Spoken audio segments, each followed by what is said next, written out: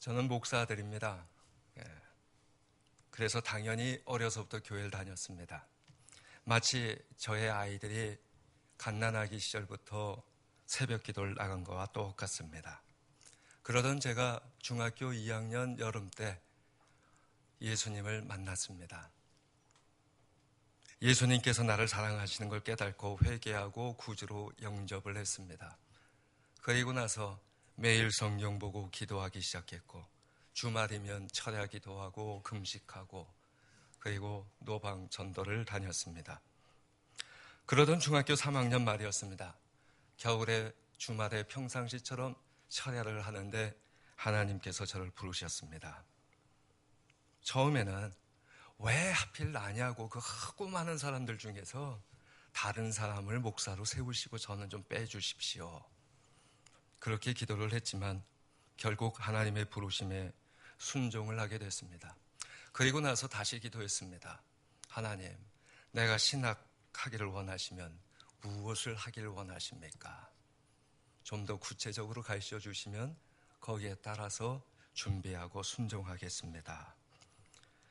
이제는 이야기할 수 있어요. 그때 하나님께서 저한테 하셨던 말씀은 신학교에서 사람들을 가르쳐라. 그렇게 하겠노라고 하면서 저는 추가 사항을 하나님께 요구했습니다. 하나님, 신학교 가는 건 목사 되려고 하는 거지 교수 되는 게 아닌데 하라시면 하겠지만 목회도 할 수 있게, 같이 할 수 있게 좀 도와주십시오. 그런데 내 아버지를 보니까 개척은 저도 참 두렵습니다. 그냥 하나님 보시기에 괜찮을 만한 것, 같이 하게 해주세요. 기도를 했습니다. 하나님께서 기쁘시게 제 기도 들어주셨어요. 세월이 흘렀습니다. 그 중간에 너무 어렸을 때 소명받아서 그랬는지 몰라도 수많은 착오와 방황이 저한테도 있었고, 그런 가운데서도 주님께서 교수의 길도 열어주셨고 개척도 하게 해주셨습니다. 사실 10년 전쯤에 개척을 생각을 하고 준비를 했었어요. 그때 당시엔 사람도 꽤 많이 모았습니다. 마치 큰 교회가 분립개척 해주는 것만큼 몇십 명을 모을 수 있었어요. 장로님서부터 쭉 다 됐는데 아무리 기도해도 그것이 허락이 되질 않았습니다. 그래서 그 당시에는 포기를 했어요. 그리고 2년 전에서야 그 기도가 이루어졌습니다. 그런데 그 10년 사이에 큰 변화가 있었습니다. 이제는 개척을 하니까 사람들이 아무도 오질 않습니다. 함께하는 자들도 없습니다. 개척교회 나오겠다는 사람도 없어요. 10년 전 개척할 때 같이 하겠다고 한 사람 중에 딱 한 사람만이 개척에 왔어요. 문제가 있습니다. 3개월 뒤에 미국 유학 가는 친구였어요. 저는 그 사람 하나 놓으면서 웃으면서 속으로 기도를 했습니다. 내 가족, 나, 아내, 아이 둘, 4명이 시작한다. 그러고 개척을 했어요. 평소 학생들이 물을 적에는 그렇게 개척하면 망한다고, 그렇게 할 거면 하지 말라고, 좀 더 기도하라고 그렇게 가르쳤는데 내 상식, 경험, 판단, 계산, 학문적 지식 전부 무너졌습니다. 젊어서 유학 가기 전까지 제가 그래도 꽤 전도를 잘했어요. 학생들한테 웃으면서 한번 얘기했지만은 이 지방까지 학교를 와서 강의를 하려니까 전도할 시간이 없어서 오죽하면 보이스피싱에 대구선도 전도를 한 사람이거든요. 그래서 꽤 소문이 났던 사람인데 지금은 아무리 전도해도 사람이 오지를 않습니다. 아니, 정확하게 말해서 개척교회는 싫다고 그래요. 기껏 전도하면, 그래서 교회 데리고 와서 결단을 시키면 맨 마지막에 그래요. 목사님 감사합니다. 이 옆에 큰 교회 등록하겠습니다. 진짜 등록은 하시고 열심히 다니셔요. 감사하죠. 너무나 전도가 어렵고 힘들어가지고 가만히 분석을 해봤어요. 그 사람들의 이유를 찾았습니다. 그랬더니 하는 말이, 개척교회에 뭐 볼 것 있느냐, 목사가 얼마나 변변치 못하면 개척이냐, 교인도 없고 프로그램도 없다, 그렇게 이야기를 하는 거예요. 그래서 저는 다시 기도했습니다. 하나님, 내가 목회를 시작해놓고 보니까 몇 가지 이렇고 이런 것이 너무 부족합니다. 채워주세요. 그랬더니 하나님께서는 너에게 이미 준 달란트부터 먼저 사용해라. 그렇게 응답을 주셨어요. 그래서 그게 받은 게 뭘꼬 하고서는 생각을 하다가 개척한 지 1년 반이 지났을 때 그래 책을 내자. 그래서 원고를 썼습니다. 출판사 보내고 나니까 출판사들은 개척교회 목사책이 팔릴 수가 없다고 전부 다 난색을 표했어요. 거기다 책도 내용이 특이한 것도 아닙니다. 그렇던 가운데 한 곳에서 출판하게 됐습니다. 출판사 사장님이신 장로님께 제가 하도 신기해서 물어봤어요. 도대체 내 책이 몇 권이나 팔릴 거라고 생각해서 출판하자고 하십니까? 그랬더니 그분의 대답이 걸작이에요. 제 경험상 처음 책 내시는 목사님 같으신 분의 책은 많이 팔리면 450권입니다. 황당해서 다시 물었어요. 그러면 몇 권을 팔아야 이익을 보시나요? 3,000권이 손익분기점입니다. 지금은 출판계가 불황해요. 신앙서적은 더욱더 팔리지 않습니다. 참고로 얘기하자면 VHC가 텔레비 나왔을 때 서점마다 매일 100권 이상씩 팔리더라고요. 그 다음 책은. 그러나 한 권도 못 파는 책이 절반이 넘습니다. 그런 가운데서 그분은 제 원고를 읽고 출판해야 되겠다고 하는 일종의 사명감을 받으셨대요. 그러고도 걱정이 되셨는지 7개월이 지나서야 출판이 되었습니다. 개척교회 비애죠. 제가 중은 아니지만 제 머리 잘 못 깎는데 좀 낫이 두꺼워야 되겠더라고요. 그래야 좀 팔리더라고요. 제 책이 나와서 지금 2쇄가 팔리고 있습니다. 그분이 이야기하셨던 권수는 1000날 지나갔고요.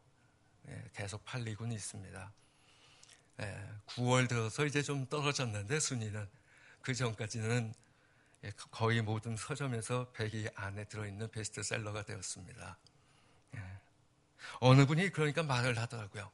그러면 목사님 인쇄는 도대체 얼마나 받나요? 중요하죠. 근데 첫 작품이라 제가 처음부터 받은 게 없습니다. 인쇄도 처음에는 별로 받지 않고 아마 3쇄본이 되면은 좀 많이 받을 것 같아요. 근데 하나님께 그때 기도한 게 있어요. 인쇄는 받는 대로 다시 제 책을 구입해서 전도용으로 쓰겠습니다. 교인들 앞에서도 그렇게 선언을 했어요. 그리고 처음 교인들한테 책 나왔을 때 선물로 드렸던 책 외에는 제가 저자 가격으로 사지도 않습니다. 모든 사람들한테 원하시면 사서 보세요. 그렇게 이야기를 해요. 이유는 단 하나입니다. 개척교회니까 헌금해줘야 되겠다, 뭐 책 팔아줘야 되겠다 이런 생각 마세요. 그건 다 하나님께서 알아서 하시고요. 개척교회 선교가 되게 하시겠다. 그래서 선교에 참여하겠다고 하면은 책을 사주세요. 책값도 원하시는 대로 내세요. 그럼 목사님께 책이 정가가 9,000원이고 제가 인터넷에 8,100원씩 되는 거 이쪽으로 보냅니다 하고선 했는데 가격을 말씀 안 하시고 가셨더라고요. 돈 없는데 그냥 갖고 싶습니다 하면 그냥 가져가세요. 제가 선물로 드릴게요. 많이 내고 싶으신 분은 많이 내시고 가셔도 돼요. 모든 게 은혜대로만 하시면 됩니다. 오늘은 그 첫 장을 가지고 제가 설교를 할까 합니다. 그래서 결국 그렇게 제 책이 좀 팔리고 소문이 나면 개척교회 목사 별 볼 일 없다는 이야기도 좀 들어가고 사람도 오지 않을까 그런 생각을 합니다. 책으로 실제 전도가 잘 안 되는 분들한테 선물로 주고 전도에 성공하는 분들도 계십니다. 그냥 보시면 좋을 것 같아요. 제가 개척을 하고 무척 바쁘던 일과를 보내던 어느 날이었습니다. 옆에 교회에서 제가 열심히 한다는 게 소문이 좀 났어요. 지금 2년 지났는데 지금 현재 전도용품이 13만 장 나갔습니다. 아까 얘기했듯이 사람도 없어요. 강의하고 뭐하고 제가 시간이 어디 있다고 그걸 돌리고 있습니까? 그냥 할 수 있는 한 해가지고 그렇게 돌려요. 그러다 보니까 소문이 나서 그 교회에서 전도팀을 보내주셨어요. 30여 명이 와서 함께 전도를 하는데 어느 날이었습니다. 그날도 새벽기도 마치고 돌아와서 아침 식사하면서 다시금 그날 있을 전도 나갈 지역, 내가 찾아가야 될 집, 내가 해야 될 일, 이런 일과를 생각하고 정리하면서 하나님 도와주세요 기도하면서 먹고 있는데 정신을 생각이 안 나요. 아무 생각이. 저녁에 아내하고 이야기를 나누고 나서야 그날 일이 무엇이었는지 알았습니다. 미국 유학 갔을 때 음식점 가면 그림이 다 음식점마다 붙여 있고 대처 요령이 설명되는 게 있는데 초킹입니다. 음식 먹다가 목에 걸려서 질식하는 거죠. 미국 사람들은 그런 게 많은가 보다 했는데 제가 그게 걸렸어요. 아내가 이야기한 걸 다시 재구성하면 그렇습니다. 아침에 식사로 떡을 먹는데 제가 갑자기 식탁 밑으로 쿵 하고 쓰러졌습니다. 아내가 놀라서 달려와서 보니까 제가 아예 쓰러져 있고요. 아내가 119에 전화를 하는데 버튼 3개 누르기가 그렇게 시간이 길게 걸리더래요. 저에게 말을 거는데 아무 말 못하고 얼굴은 죽음의 사색이 드리워지기 시작했습니다. 그리고 가만히 보니까 숨을 들이키다가 막혀서 쓰러져가지고 제 그 혀와 잇몸 안쪽을 깨물면서 피를 흘리고 굳어지더래요. 아내가 다급해서 자기 손가락을 제 입에 넣습니다. 그리고 저를 부둥켜 안고 울면서 기도를 했어요. 그러던 중에 저한테서 끄르륵 하는 소리가 났고 숨이 돌아오기 시작하더랍니다. 이어서 119가 속히 와주었고 응급실로 실려갔습니다. 그 순간 저는 참 오랜만에 입신 같은 그런 경험을 다시 했어요. 예전처럼 천국에 갔고 예전처럼 낯익은 곳도 봤습니다. 그리고 갔을 때마다 하던 대로 하나님은 어디 계실까? 그리고 그곳에 있는 믿음의 선배들은 어디 있나 찾는데 그날은 좀 달랐어요. 아무도 저한테 오지를 않았고 멀리 서서 염려하는 빛으로만 가만히 보고 있었습니다. 평소에 가던 천국은 일단 환한 빛이라고 하는 것을 이야기할 수 있어요. 그 빛이 비치는데 그냥 비치는 것이 아니라 내 피부 깊숙이 스며들어요. 그리고 내 마음에 말할 수 없는 평안이 밀려닥치는 게 제가 경험한 그런 것이었어요. 그런데 그날은 그 빛이 저한테 거부하는 느낌을 받았어요. 말라기에서 나오는 치료하는 광선 같은데 저한테 오지를 않더라고요. 그리고 어디서 들리는지 모르게 360도 휘몰아치며 소리가 들립니다. 돌아가라. 저는 그 음성이 누군지 알아채고 두리번거리며 찾았어요. 그런데 계속 돌아가라 말씀하셨습니다. 그래서 저는 이야기했어요. 아이, 저거 오랜만에 왔는데 참 정말 유학 가고 뭐하고 하면서 이런 경험 다시는 못 해보고 있었는데 오랜만에 왔는데 좀 뵙고 갑시다. 그랬더니 더 야단치시며 돌아가라 그러시고 계셨어요. 근데 그 순간 제가 그 말씀 듣는데 왜 그렇게 얘기했는지 모르는데 이야기를 했어요. 하나님, 아시다시피 제가 너무 피곤하고 지칩니다. 쉬는 시간 없이 모든 시간 다 쓰고 있으니까는 견딜 수가 없습니다. 지금 제 몸도 못 움직입니다. 오늘 하루 좀 쉬어도 될까요? 하나님께서 그러라 하시면서 돌아가라고 하셨어요. 그래서 돌아가겠습니다. 그리고 정신 차렸습니다. 눈을 떴는데 낯선 곳 침대에 누워있고 제 몸에 의료기계가 달려있고 그것도 이상했는데 아내 모습 보면서 참으로 큰 아픔을 받았어요. 눈을 떠서 처음 본 것이 침대 옆에 말없이 앉아있는 아내가 눈물을 떨어뜨리고 있고 조금 더 가만히 보니까 손을 움켜쥐고 있는데 손에서는 피가 떨어지고 있었어요. 아내에게 무슨 일이냐, 여기가 어디냐 묻는데 아내가 대답하지 않고 울음을 터뜨립니다. 그리고 죽지 마. 나 누군지 알겠어. 평생에 제 아내가 반말은 그때 해봤어요. 그리고 나서 아내의 소리에 의료진이 달려왔고 저를 이리저리 살펴보더니 몇 마디 물었습니다. 그리고 아내에게 말하기를 이제 살았습니다. 어서 손치료 받으시지요. 제가 깨어나서 병원에서 나가기까지 3시간 반이었는데 아내는 절 살리겠다고 부서져가는 제 입을 열고 손가락을 넣었다가 손가락이 찢어지고 피가 흐르는데 제 옆을 지키느라 꼬매지 않고 있었습니다.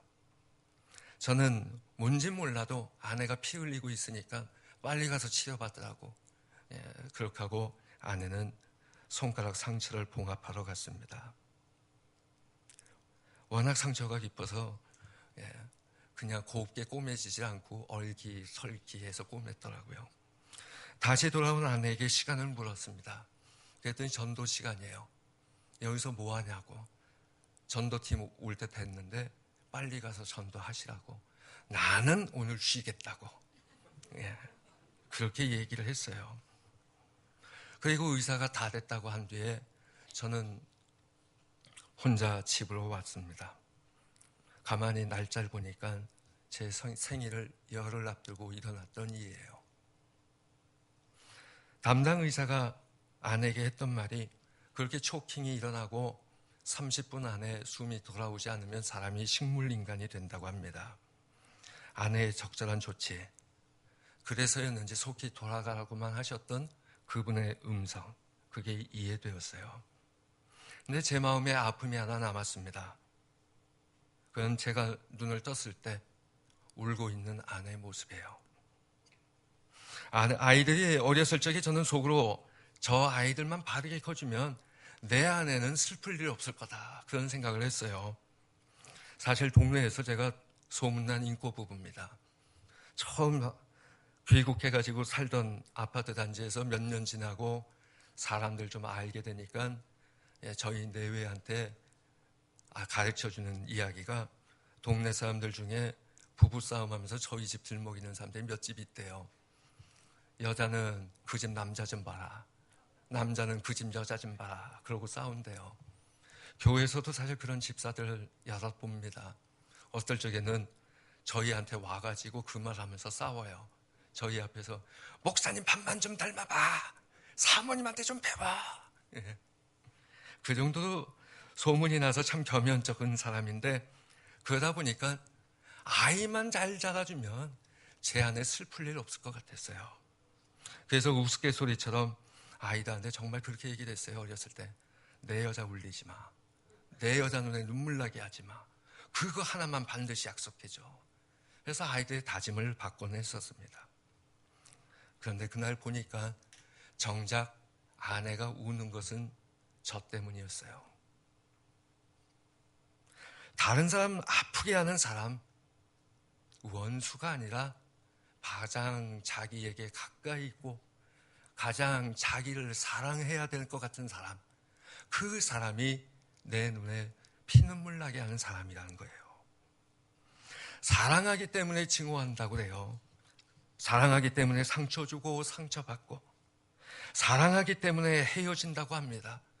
정말 궤변처럼 들리지만 현실에서는 그 사랑 때문에 눈물 흘리는 사람들이 참 많아요. 우리는 흔히 하나님이 우리 사랑하지 않으신다고 원망하곤 합니다. 넋두리처럼 신은 뭐하냐, 한숨도 쉬어요. 근데 그것은 하나님의 본성이신 사랑을 거부하는 겁니다. 문제는 우리가 내가 원하는 방식대로 사랑을 표현해달라고 하기 때문에 발생하는 문제예요. 하나님께서 거저주시는 은혜를 값싼 은혜로 바꾸어버리기 때문에 조건이 붙는 사랑을 만들었다는 거예요. 하나님 계시다면 저의 이러이러한 사정 좀 들어주세요. 하나님 사랑 보여주세요. 믿어지지 않아요. 우리는 그렇게 하나님께 책임 돌리고 원망하고 기도합니다. 마치 자판기에 동전 넣어서 원하는 것의 버튼을 누르면 떼고로로 밑으로 굴러떨어지는 그 무엇처럼 내가 기도하면 하나님께서 내 기도에 들어주셔야만 하나님 나를 사랑하시는 것 같다고 우리는 이야기한다는 거예요. 하나님은 우리에게 이미 십자가를 주셨는데 그것도 좋지만 저것까지 주셔야만 되겠다. 우리는 그렇게 기도합니다. 하나님께서 그러실 때 심정이 어떠실까요? 뻥 뚫린 가슴에 미어지는 가슴으로 그래도 너를 사랑한다 그러는 하나님이십니다. 플러머라는 사람이 가지고 있는 사랑은 모두가 하나님으로부터 온 것이다 이런 이야기를 했어요. 왜냐 하니까 창세기의 인간의 창조에 대해서 하나님이 자기 형상 곧 하나님의 형상대로 사람을 지으시되 남자와 여자를 지으시고 했는데 그때 그 하나님 형상으로 우리를 지으셨다라고 하는 그 하나님의 형상은 하나님의 성품이고 그 성품 중에 사랑이다 이렇게 이야기한 거예요. 그래서 하나님의 형상으로 지음받은 인간은 사랑할 능력도 갖고 있다는 겁니다. 외국어에서는 관사가 붙는 경우가 많죠. 요한 1서 4장 7절 오늘 본문에 보니까 우리말 성경에선 사랑이라고 된 것을 헬라어로는 정관사가 붙어 있어서 그 사랑, 바로 그 사랑이라고 표현되고 있어요. 사랑하는 자들아 우리가 서로 사랑하자. 바로 그 사랑은 하나님께 속한 것이니 사랑하는 자마다 하나님께로부터 나서 하나님을 알고 바로 그 사랑으로 나를 지으셨다는 거예요. 그 사랑이 하나님께 속한 것이기 때문에 하나님을 인정해야만 우리도 바른 사랑을 할 수 있게 됩니다. 하나님의 형상은 하나님의 사랑 바로 그 자체입니다. 그리고 그 사랑에 따르는 그리스도인들의 교제를 의미하고 있어요. 문제는 언제나 사람들에게 걸림돌이 되는 인간의 타락이라는 선언입니다. 그래도 아무리 걸림돌이 돼도 성경은 사람의 타락과 하나님의 사랑을 동시에 말씀하고 있습니다. 사람의 타락과 죄악이 사랑을 왜곡시켰어요. 그래서 우리는 오늘도 사랑한다 하면서 상대방한테 상처 주고 상대방한테 상처받고 그렇기 때문이라도 더욱 미워하고 다투고 애증의 감정이 교차하는 존재가 되었습니다. 그러나 더 큰 문제는 누구도 자기는 아니다라고 이야기한다는 거예요. 오직 문제가 있다고 한다면 내가 아니라 다른 사람, 다른 가정이고 내가 정 그렇다고 한다면 내가 아니라 상대방 때문이다라고 생각하는 것, 그게 인류의 타락이 가져온 불행이라는 겁니다. 그로 인해서 우리는 서로 사랑하지 않는 사람이 되었습니다. 사랑하지 아니하는 자는 하나님을 알지 못하나니 이는 하나님은 사랑이심이니라. 우리가 사랑하지 않는 자가 되었다는 것, 세상이 말하는 사랑을 잃어버렸다는 것이 아니라 바로 그 사랑을 잃어버린 존재가 되었다는 거예요. 그래서 세상은 활락이 사랑으로 쫓아갑니다. 자기 만족을 위해 사랑을 합니다. 서로를 탐닉하고 계수하고 그리고 안 됐을 때 가슴앓이를 합니다. 우리는 대부분 단 하나뿐인 사랑, 나만의 사랑이라고 하는 걸 꿈을 꿉니다. 오직 나만을 위한 그 사람이 내 눈앞에 현실로 나타나고 내 모든 것 들어주고 나와 함께 있어주기를 소원합니다. 그러다 지치고 실망하고 낙심될 때 우리는 허무하다고 얘기하고 이별을 노래하고 죽음 같은 사랑이었어 이렇게 말합니다. 그런데 성경은 정말 나를 위해 모든 것 주는 사랑이 있다고 이야기합니다. 너무나도 소중하고 너무나도 중요해서 자기의 귀한 것까지 내어준 사랑 말입니다. 하나님의 사랑이 우리에게 이렇게 나타나신 바 되었으니 하나님이 자기의 독생자를 세상에 보내신 그로 말미암아 우리를 살리려 하심이라. 우리에게 나타나신 하나님 사랑, 바로 그 사랑 하나뿐인 자기의 외아들 독생자 예수 그리스도를 우리에게 내어주신 사랑이에요. 그런데 그 당시에도, 아니 지금도 그 이야기가 2000년이 흘렀다고 보지도 못하고 증명되지도 못하는 허구라고 이 사람들은 이야기합니다. 그래도 세상이 아무리 그를 사랑하지 않아도 하나님은 외눈박이처럼 우리를 사랑하고 계십니다. 거리에 나가서 몇 개월을 기도하며 만든 전도지, 그걸 사람들한테 건네면 사람들이 저를 위아래 더러운 것 봤다는 듯이 흘겨보고 매몰차게 돌아서요. 그래도 저는 괜찮아요. 도대체 하나님은 세상 말로 무슨 죄가 있다고 그 사람한테 전도지 한 장 갖고서는 그런 매몰찬 반응을 받으셔야 돼요. 그래도 사랑하신다고, 그래도 그를 원하신다고, 바보처럼 속절없이 그 싫다고 하는 사람들 향해서도 똑같이 사랑하고 계시는 하나님이시라는 거예요. 아니, 교회 나와도 하나님 사랑 받았다고 이야기하는 기독교인들 중에서도 그 사랑 전하는 거 속절없다고, 효과도 없는데 왜 전도하냐고 하는 사람들 많아요. 그런데 가만히 들여다보면 자기 품위가 손상된다는 거예요. 그러한 사랑을 여기 있다. 사람들 위해서 자기 아들 화목제는 제물로 보내신다. 그리고 그 안에서 너와 교제 나누고 싶다 하시는 하나님. 우리는 하나뿐인 바로 그 사랑마저도 싫다라고 거부하고 있습니다. 그 사랑의 속량을 받아들인 사람만이 그 사랑을 알아요. 세상에서도 사랑하면 예뻐진다고 하죠. 하나님 사랑을 함께 나누면 우리가 행복해져요. 그래도 사람들은 교회에 다니는 사람이나 전도하는 사람 보면은 참 미쳤다 이런 얘기를 해요. 그러다가 자기 가족 중에 누군가가 한 명 교회 나가면 가만히 생각하다 이야기합니다. 못 나가게 하면 요새 그 사람이 좀 자잘해 보이잖아요. 그러니까 뭐라고 할 수는 없고 하는 이야기가, 좋아, 교회 가도 좋은데 하나만 약속해줘, 미치지만 마. 그 숨은 말은요, 나만 사랑해달라는 이야기예요.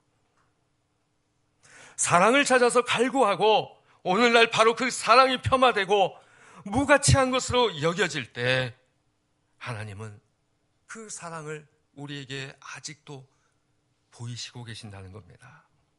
사랑은 여기 있으니 우리가 하나님을 사랑한 것이 아니요 하나님이 우리를 사랑하사 우리 죄를 속하기 위하여 화목 제물로 그 아들을 보내셨습니다.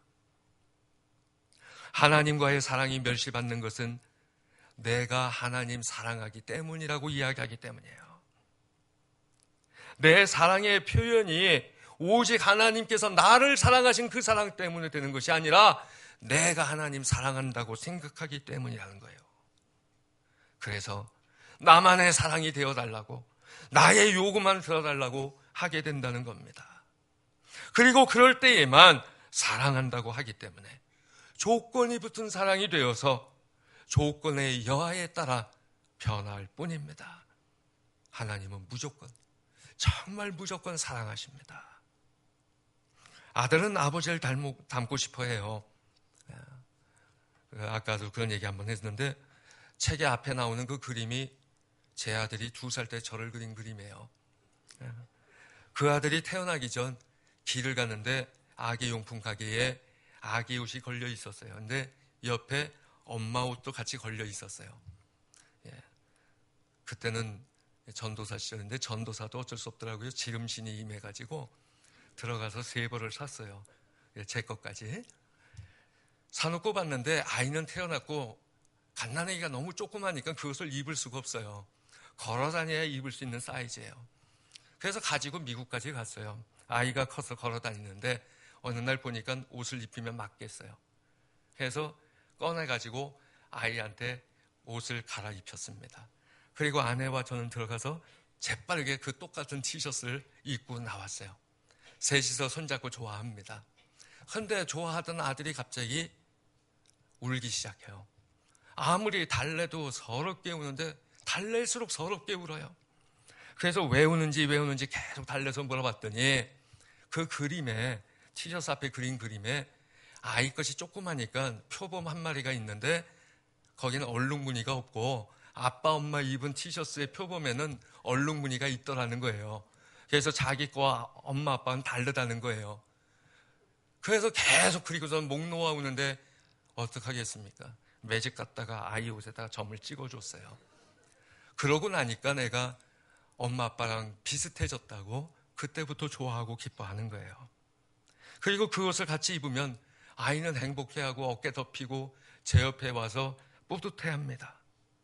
로마서에서 말씀했어요. 소망이 우리를 부끄럽게 하지 아니함은 우리에게 주신 성령으로 말미암아 하나님의 사랑이 우리 마음에 부은 바 되었으니, 그 사랑이 우리에게 임하면 우리가 기쁨이 넘치고 소망이 넘치고, 그래서 견딜 수 없어서 자랑하고 싶은 마음이 소망으로 오게 된다는 거예요. 하나님의 사랑으로 인해서 다른 사람 사랑하게 되는 것이 마땅하다는 거예요. 누가 뭐라고 해도 부모가 최고라고 여기는 그 어린아이 심정도 그런데 우리가 그 사랑처럼 할 수만 있다면 우리는 신앙에서 갈증이 아니라 행복을 받지 않겠습니까? 평소 밖에 물건을 사러 갈 때 제가 아내랑 같이 다녀요. 포터만 하는 것이 아니라 같이 가면서 이야기도 나누고 오고 가고 참 행복해요. 덕분에 동네 빵집에서는 누가 먼저 들어가면 아주머니께서 왜 혼자 왔냐고 놀래서 걱정해서 묻습니다. 그러던 어느 날 아내가 하는 일이 끝나지 않는다고 저한테 식빵을 사다 달래요. 근데 제가 책을 보고 있어가지고 내가 지금 못 가니까 좀 어렵다 했더니 이건 내일 아침 먹을 식빵이 없대요. 제가 아침에 토스트로 아침을 합니다. 그래서 제가 웃으면서 얘기했어요. 안 먹어. 굶고 말 거야. 그렇게 얘기하면 아내는 웃으면서 그러면 한 5분쯤 있다 같이 가자느니 뭐 이런 이야기하고, 레파토리는 항상 그래요. 그래서 둘이 같이 가는데 그날은 저의 앞으로 가만히 오더니 저 살릴 때 찢어졌던 그 손을 저한테 그냥 내밀었어요. 그걸 보라는 거죠. 그렇지 않아도 가정일 하면서 험해진 손에 참 남자도 별로 좋아하지 않을 만한 흉터가 생긴 손을 내미는 거예요. 그 손가락 상처 보는데 저는 말문이 막혀요. 아내는 물론 장난기예요. 그리고 나는 그 손을 볼 때마다 아내 사랑을 다시금 생각하게 됩니다. 그 아내 사랑 때문에 내가 살아났다고요. 이제는 그냥 손만 들어 보이고 이렇게 내밀면 아내는 나한테 하나뿐인 고귀한 사랑이에요. 물론 그 이후 1년이 지났어요. 지금은 그 상처 거의 남지 않았습니다. 오늘날 한국 교회와 교인들에게 요구되어지는 게 하나 있어요. 예수님 좀 보여달라. 그 사랑 믿기지 않는다. 예수님을 믿는데 왜 나는 부족한 게 많고 내 삶 속에 주님께서 사랑하신다면 채워주시지 않는 게 왜 이렇게 많으냐, 이런 이야기를 합니다. 내 마음에 예수님은 계시는데 나는 내 속에 있는 은밀한 죄 하나 제대로 해결된 게 없어요. 왜 그렇게 믿고 있는 걸까요? 우리가 예수님을 내 마음에 모셨다고는 하지만 예수님 때문에 내 삶이 안 바뀌고 내 마음도 안 바뀌고, 그래서 사실 예수님의 사랑을 거부하고 사는 사람이 되고 있습니다. 여러분들한테 질문 하나 할게요. 돈 100만 원이 있어요. 이쪽에는 내 영혼이 구원받아 천국 가는 소망이 있어요. 그 둘 중에 무엇이 더 기쁘겠어요? 여러분들한테 주어지면 대부분의 사람이 100만 원이에요. 그래서 2000년 전에 보이셨던 하나님의 바로 그 사랑, 오늘 나에게도 보이는 사랑이라면 얼마나 좋겠습니까? 예수님의 십자가의 그 못자국과 옆구리 도마처럼 만지지는 못할지라도 내가 지금 볼 수 있으면 참 좋지 않겠어요? 그런데 돌이켜 보십시오. 여러분과 제가 지금 이 자리에 나와 있습니다. 내가 무엇인데 이런 축복받습니까? 내가 집사, 권사, 장로, 교사, 성가대원, 기타 여러 가지의 모양으로 불리워지고 쓰임받고 있어요. 나한테 그런 소리 들을 만한 자격이 충분히 있습니까? 헌금 잘해서? 교회 예배와 모임에 출석을 많이 해서? 아니요, 여러분들까지 갈 필요도 없어요. 제가 뭔데 이 자리에서 설교를 할 수 있습니까? 신학교에서도 제가 제일 못난 사람이에요. 교수들 가운데. 설교도 제일 못하고요. 제일 성격도 까칠하고요. 좋아하는 사람 하는 사람도 없는데 왜 하나님이 저한테 이 자리에 세우실까요? 제가 공부를 좀 더 해서 자격 요구받는 시험 다 합격해서 경험을 많이 해서 우리는 다른 사람은 몰라도 자기 자신을 자기가 가장 잘 압니다. 마음속에 반문해 보세요. 남들보다 내가 더 경건합니까? 남들보다 인정받을 만한 뛰어난 것이 뭐 있습니까? 하나라도 있으면 그것 때문에 다른 거 모든 거 다 무시하고 난 이건 있어라고 주장하고 살지 않습니까? 그런데도 하나님 사랑 못 믿겠다고 하는데도 오늘 내가 이 자리에 있고 이 자리에 함께 말씀 듣고 있다는 거예요. 그게 바로 주님이 나를 사랑하시기 때문입니다. 주님의 사랑은 먼 나라, 먼 옛날의 이야기가 아니라 바로 오늘도 우리를 사랑하시어서 이렇게 교회에 오고 예배드리고 말씀 듣고 말씀 들으면서 이 은혜가 된다 안 된다 판단하고 또 집에 두고 온 강아지도 좀 생각해보고 예배 후에 누구랑 밥 먹을까 생각도 해보고 그렇게 하고 부족한 거 많다 푸념하고 사는데 그러한 나를 사랑하시기 때문에 이 자리에 앉도록 허락하신다는 거예요. 누구는 말합니다. 그 사랑 내 눈에 보이지 않는다. 그런데 우리가 예수 믿으면 사람들이 우리 보고 예수님을 보는 것 같아야 정말 예수님 제대로 믿는 거예요. 그런데 사람들이 예수님을 모른다, 예수님의 사랑하심을 모른다라고 하는 것은 우리가 예수님의 사랑을 제대로 받지 못하고 거부하고 있기 때문이에요. 거창한 사랑은 둘째 칩시다. 교회 나오면 교회 안 나와도 사람들이 다 읊는 소리는 있어요. 성경에 뭐라고 그래요? 기뻐하라, 감사하라, 전도하라, 말씀 봐라, 기도해라. 그래서 그렇게 하십니까? 이제는 그 십자가 볼 수는 없지만 그 사랑의 관계가 오늘 나를 통해서 펼쳐질 수 있다면 성경엔 우리가 그렇게 사랑만 할 수 있다면 우리가 얼마나 행복할까요? 그러니까 우리도 서로 사랑하는 것이 마땅하도다. 오늘 본문은 말씀하고 있는 거예요. 사실 사랑 이야기하기가 쉽지 않은 세상입니다. 어느 통계 보니까 우리나라 가정 절반이 무너졌다고 그래요. 또 아니라고 하여도 사람들에게 자존심 때문에 보이고 싶지 않은 것뿐이지 집에서 부부끼리 싸우고 갈라져가지고 등 돌리고 살고 딴방에서 살면서 교회까지 나와서 이 자리 저 자리 떨어져 앉고 싶지는 않겠지요. 숨기고만 있을 뿐 우리는 무너진 가정이 너무나도 많아요. 성격 탓해요, 경제 탓해요, 여러 가지 이유를 드는데 분명한 것은 저 사람이 나에게 이걸 못 해줬기 때문이라는 거예요. 내가 그 사람한테 먼저 손 내밀지 못해요. 내가 먼저 사랑하지 못해요. 오직 내 마음엔 손해보았다는 상처만이 깊게 패여져 있어요. 상대방이 변했다고, 내가 속았다고. 그 속내는 나는 그 사람한테 이렇게 해주고 있는데 저 사람은 나한테 요만큼도 못 해주고 있다라고 하는 마음 때문이에요. 가정은 그래도 좀 낫죠. 세상은 어떤가요?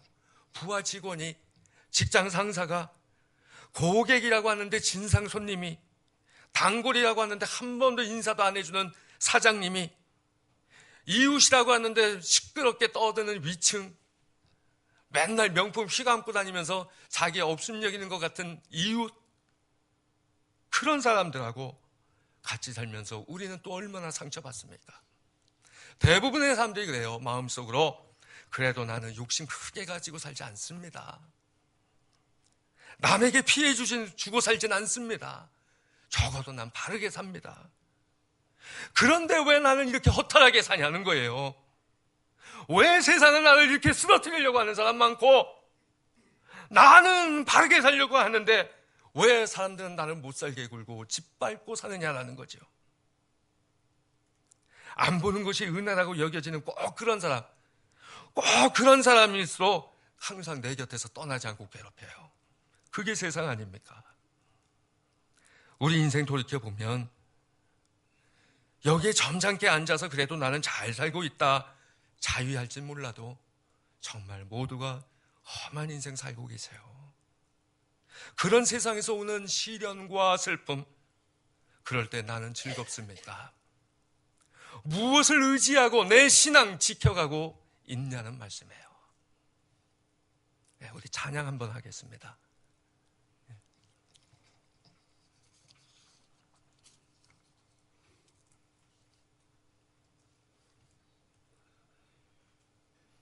찬양팀이 좀 나와주셔야죠. 예, 제가 노래를 못해요.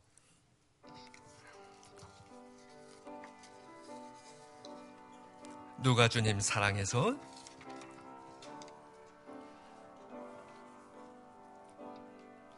험한 세상 살면서 내게 시련이 와도 내게 슬픔이 와도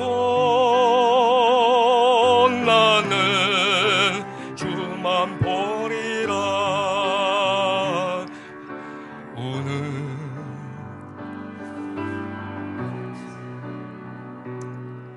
저 마귀 나를 삼키려 나를 유혹하지만 주가 나를 지키리. 환난아 내게 오너라, 환난아 내게 오너라, 시련아 내게 오너라.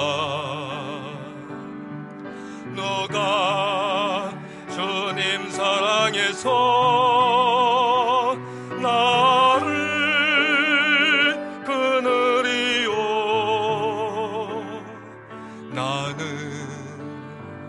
괴로움 없겠네. 주가 나와 함께 나를 인도하시니 나는 환난아 내게 오너라, 환난아 내게 오너라, 시련아 내게 오너라. 너가 주님 사랑해서 나를 끊으리요. 나는 괴로움 없겠네. 주가 나와 함께 나를 인도하시니 나는 주만 따르리. 아멘. 제가 이렇게 얘기한다고 해서 물론 깨어진 가정, 이미 깨어져서 헤어진 가정들어 재결합해야 된다는 그런 이야기가 아닙니다. 하지만 바로 그 사랑 받았다면 이제는 적어도 마음을 여셔야 할 때입니다. 더 이상 원망과 괴로움 그리고 자신이 만든 상처의 늪에서 헤어나지 못하는 인생 이제 벗어나야 합니다. 아무도 원망하고 미워하고 보지도 말자고 하면서 살면서 내가 하나님 사랑 간구하면 만나실 수 있겠습니까? 속으로 골마 터진 가정이시라면 이제 사랑할 때입니다. 회복하셔야 될 때예요. 짧은 세상, 짧은 시간 살면서 미워하고만 사시면 내 인생 얼마나 서럽겠습니까? 처음 만났을 때 그 사랑의 모습과 감정, 그것을 지킬 수 있다면 얼마나 행복하겠어요. 그렇게 못하고 꽁에 있는 나를 하나님이 사랑하시고 계십니다. 그 사랑을 아는 사람만이 사랑을 나눌 수 있는 특권을 가집니다. 저도 평범한 사람이에요. 뭐 어렸을 때 뭐 기도하고 뭐 어쩌고 저쩌고 다 얘기했어도 소용없어요. 저도요, 큰 거는 아니더라도 소소한 일상의 행복이 있으면 저도 참 좋겠어요. 주말이면 아내하고 외출도 하고요, 영화도 보고요, 함께 쇼핑도 가가지고요, 아내가 뭐라고 얘기하든 좋아 하고 몇 시간 걸려서 사든 안 사든 같이 있어주고 싶어요. 여행도 같이 가고 싶어요. 주일이면 아이들 데리고 같이 교회 갔다가 돌아오면서 아유, 쉬는 날이면 더 바빠. 저도 그런 소리 한번 해보고 싶어요. 지난주처럼 연휴가 길면 좀 호사스럽게 가까운 요 동남아라도 좀 가서 며칠 쉬었으면 저도 그런 바람이 있어요. 아니, 그게 아니더라도 교수면 족하지 않겠습니까? 제가 하나님 일 안 하는 게 아니지 않습니까? 누가 뭐라고 그래도 인정받고 하나님 위에서 사는 신학교 교수라고 할 수 있어요. 그런데 무엇이 부족하다고 개척을 했을까요?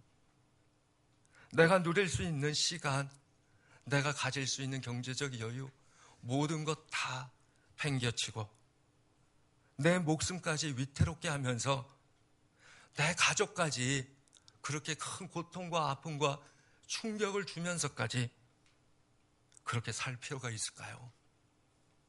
그렇게 하는 것이 있다면 오직 하나, 하나님이 저를 사랑하시기 때문입니다.